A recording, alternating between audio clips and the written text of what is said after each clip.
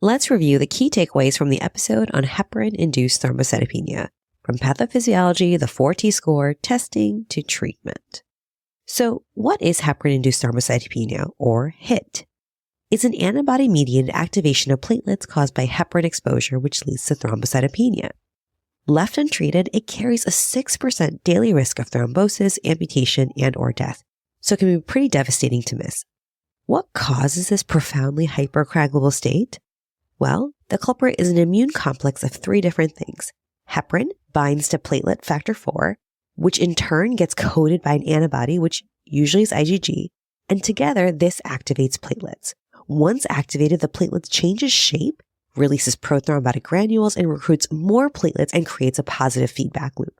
And then consumption of platelet occurs, both at the site of thrombosis as well as gets removed by the spleen. Generally, after a new heparin exposure, it takes anywhere from 5 to 10 days for those antibodies to be produced and circulate. But if the patients also received heparin in the last 30 to 100 days, they may have antibodies against platelet factor 4, leading to a rapid onset HIT within 24 hours after repeat heparin exposure, a 2-hit hypothesis, if you will. Let's talk about risks of HIT. This all sounds pretty scary, but the overall incidence of HIT is quite low, ranging from 0.1 to 5% depending on what study you read, and the clinical context matters a lot. Surgical patients are more at risk than medical patients, and unfractionated heparin gives a higher risk than low molecular weight heparin because unfractionated heparin has larger strands. So how do we distinguish HIT from thrombocytopenia from other reasons? Well, getting the diagnosis right is important because HIT is treated differently. HIT is unique because it increases the risk of clotting, but not bleeding. Let's think of a systematic approach to think through your patient with low platelets. Our first bucket can be labeled as, is this real? Pseudothrombocytopenia is platelet clumping due to the way the blood is processed and not a pathologic process. If a patient has a history of fluctuating low platelets, be sure to rule out pseudothrombocytopenia. On to the second bucket. Did we cause this? Many medications cause thrombocytopenia, but not HIT. So going through the medication reconciliation back to 1 to 2 weeks prior is important, not just 1 to 2 days. The third bucket is there decreased production? This includes liver disease, ineffective erythropoiesis, say from megaloblastic anemia or myelodysplastic syndrome, or is there bone marrow hypoplasia from drugs, bugs, or pregnancy? And lastly, is there infiltration in that bone marrow from cancer, infection, or myelofibrosis? The fourth and final bucket is there increased destruction? And this is because of hypersplenism, ITP, and some can't misdiagnoses like DIC, thrombotic microangiopathies, and HIT. So that differential is going to be important to keep in mind as we go through the 4T score. What is the 4T score?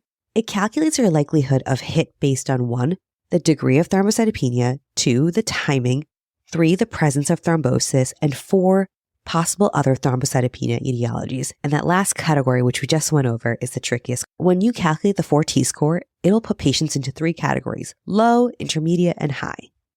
The tricky part is when your patient falls into that intermediate 4T score. Don't forget the 2 main lab tests for HIT before you consult heme: anti-PF4 antibody and the serotonin release assay. The anti-PF4 antibody test result looks for the presence of an antibody. Thus, it's very sensitive and great at ruling out HIT if it's negative. The anti-PF4 is not very specific, which means it won't be helpful when positive. The test is also called optical density, hence it can be reported as OD. Technically, an OD greater than 0.6 is considered positive by most labs, but of course, the more positive the OD, the more our suspicion for HIT goes up.